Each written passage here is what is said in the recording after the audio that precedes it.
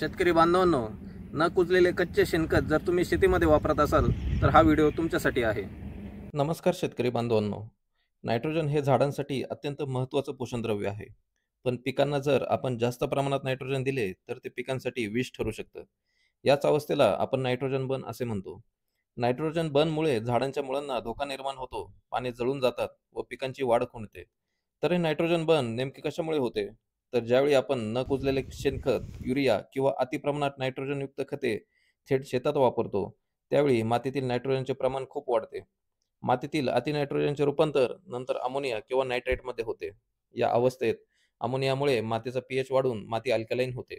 याचा परिणाम पिकांवर असा होतो की पिकांची मुळे पाण्याचे शोषण करू शकत नाही.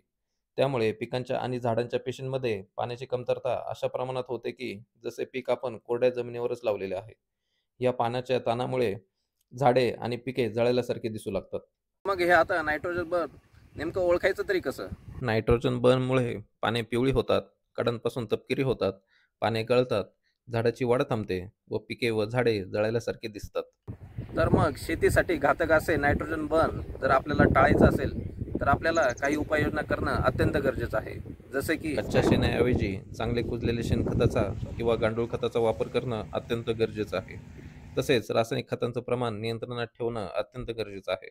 खत दिल्यानंतर पाणी भरपूर देणं गरजेचं आहे. तसेच माती परीक्षण करून खत नियोजन करणे अत्यंत आवश्यक आहे.